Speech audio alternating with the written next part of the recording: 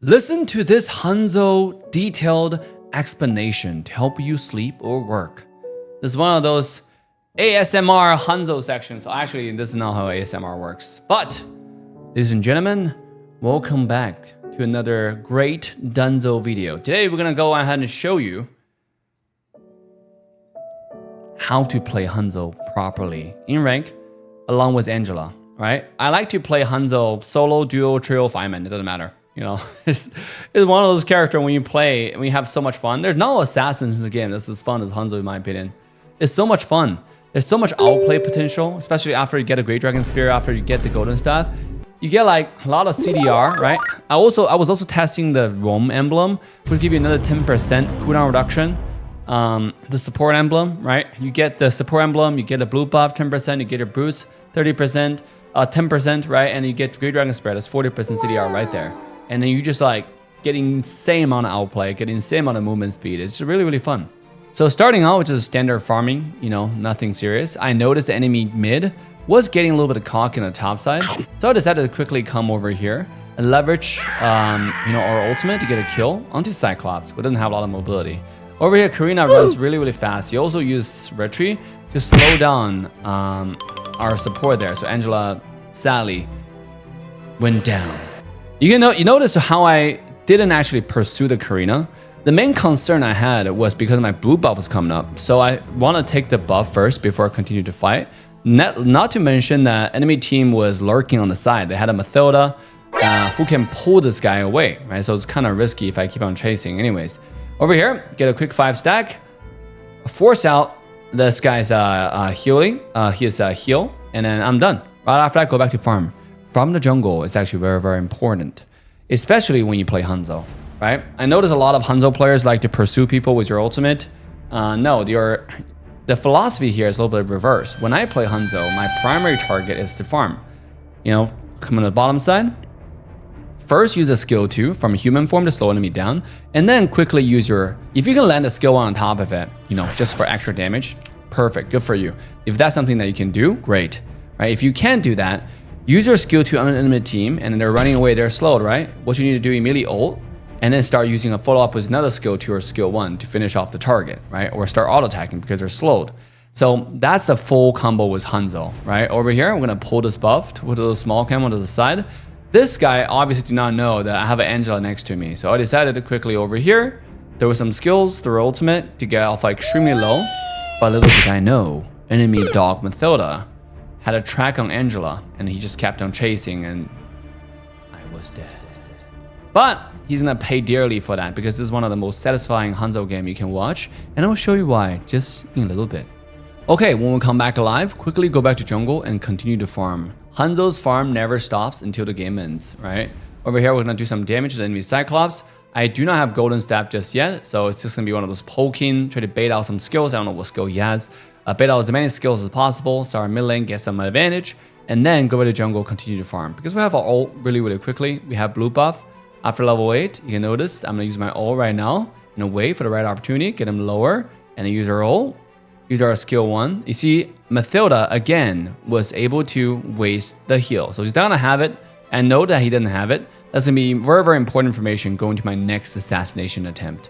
Very, very important when you're playing Hanzo, to keep track of what skills each squishy, or I would say carry character have, because it's going to help you gauge how you want to engage or follow up your next kill. So right after that, we're going to go top side, and from the wave right here, I was trying to go for a Cyclops, you can see, but this did not work out. So I decided to just let it run out because Mia is right there and do not want my shadow to go back to the body. Just waiting for the right opportunity, waiting for my body to come to the shadow. So this way I'm in a safe position and get as much farm as we possibly can. Eat it. Nice. There you go. No more Pokemon for the enemy team. You know, we'll get a little bit of vision, a little bit of movement speed. We all know how important movement speed is. Here, it's just a bait, right?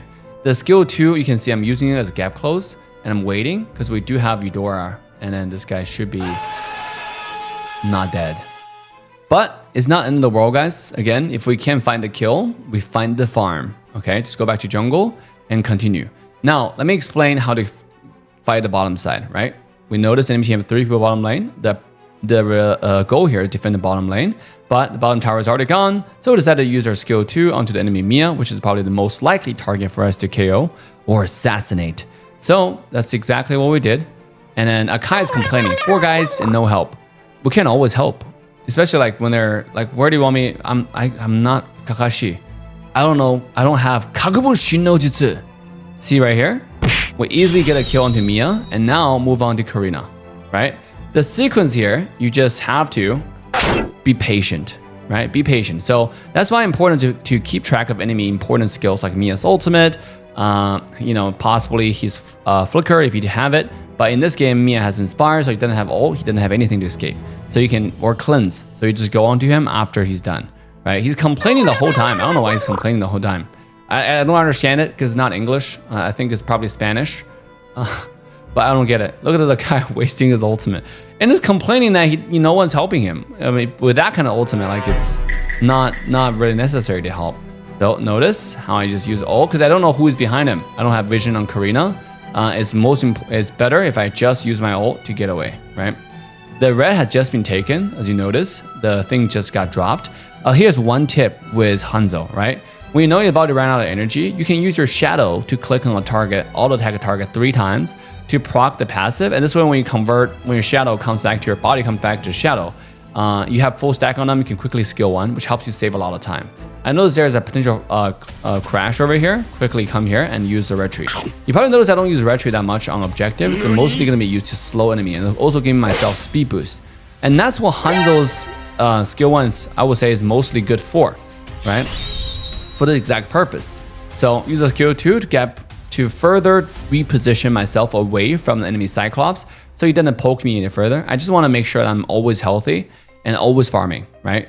After a kill, convert that into more farm. If enemy team's jungle is all cleared, we'll go to our own jungle and convert our own jungle into farm, right? Very, very important. So after that, Lord is coming up in 2 seconds. Bruno have already pushed bottom side. So Lord setup is pretty good. Right now, with bottom lane pressure towards a tier 2 tower, we have all 5 people at the Lord, so we can go in at any time, right? I'm gonna use my ult right off the bat and wait for the right opportunity. And Karina's 1 shot. We decided to come here, finish Karina first, and then go for the Mathilda second. He has nowhere to run. And we're gonna use Mathilda as a bait to all enemy Cyclops, right? This is how you fight as Hanzo. It's like you're playing a jump board. You have to think next step while you're doing the current step. I don't know if that makes sense, right? So let's go back to the team fight and you understand exactly what I was thinking when I was playing it. So first of all, skill 2 to go over the wall, right? Come to this small camp, try to get a small camp, put into the bush. But Mathilda sadly got the aggro on it. My first target is enemy Karina.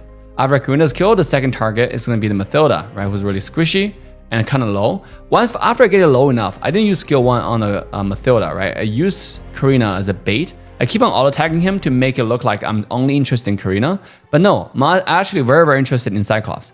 A Cyclops didn't know this, right? He just keep on trying to help or do damage to me, which makes no difference at that point. If you're in range for my skill 2, I'm gonna use it.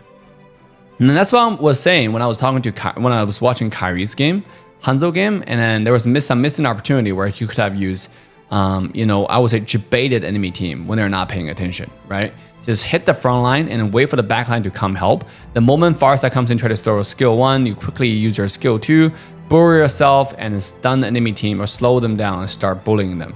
So let's take a look at a mid-lane situation. Immediately after I leave, it seems like all hell just break loose and I have to use my skill 2 to jump away right here and find the right opportunity, right? I see that, you know, Mathilda decided to use skills to save the Cyclops, but it's going to be at a cost. It's going to be at a price. And that's exactly what we did. We went in for the backline first and looked for the opportunity. I don't rush my callback immediately. And I see a lot of entry-level Hanzo players that rush our callback every time they have a chance to, but I don't rush it. I wait for the right moment. This is good in most of the cases, and sometimes you gotta be really careful for your HP. If you're too low and your shadow comes back to your body comes back to your shadow, you might get killed. So right here, I throw a skill 2 to start off, you can see, and then skill 1 to do more damage, and then I use my ultimate to do more damage. Even Mathilda was a full ult, a support item shield, she still couldn't survive the full combo, right? Let's check out the combo one more time so you get a better idea, right? We're gonna do tower. We're gonna use tower as a bait now. Let the enemy team know that I'm pretending I'm doing tower. After I get 3 stacks in, I use my skill 1 to get some heal and then, you know, do more damage, maximize damage output. And then I started using my ult, just trace this Mathilda down and deliver the finishing blow, right? After a quick advantage on getting kills, next thing you want to do is obviously objective, towers. Very, very important. When you're playing Hanzo, it's really hard to get somebody low, but if you are able to get somebody low, try to all attack as much as you can towards late game when they're defending by themselves. This is frequently not the case. Most of the time, the enemy team have a lot of people defending together, and that's what makes Hanzo not so meta, you know, because if they defend like 2 to 3 people, it's really difficult for you to auto attack, like what I did, to shred Alpha's HP. If Alpha is healthy, it's really, really difficult to execute, right? But we're able to deliver a lot of auto attacks. They eventually become beneficial. Now, let's talk about high ground push with Hanzo, okay? So right here, the scenario is enemy team. We are pushing the high ground. We have bottom wave delivered to the high ground. Mid lanes are delivered to high ground. As enemy team defending, the correct thing to do is coming over here to make sure they don't defend. And Karina just got pushed, pinned to the tower and died, right? Again, I'm here. I'm not pretend I'm just hitting the tower. And when there's opportunity, I'm going to use my skill 1. But when your energy is low, guys, do not use skill 1, okay? Because if your energy is really low, you use skill 1. Sometimes you miss the mark. You can, while you're in skill 1, your body will come to shadow, or your body will come to the shadow, and then you basically will pull Kyrie again, right? Twice, and he would just die. So that's not something you want to do, and you know, you're not even Kyrie, so don't do it. So, by the way, I still think Kyrie is one of the best assassin players out there. I'm just saying that to, you know, mostly to be fun. Anyways, that's gonna be your Hanzo game. You gotta make smart decisions and leverage your skill 2 to recover energy. By the way, the more target you touch with skill 2, the more energy you recover. That's something to pay attention to while you're playing Hanzo to constantly accumulate energy. We got 19, 1, and 4.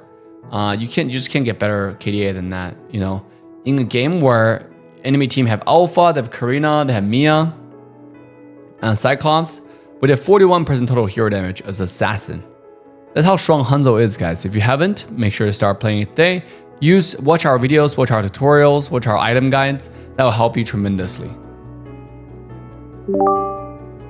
With that being said, assassinave signing off, and I'll see you guys all next time, if there is next time. Bye for now.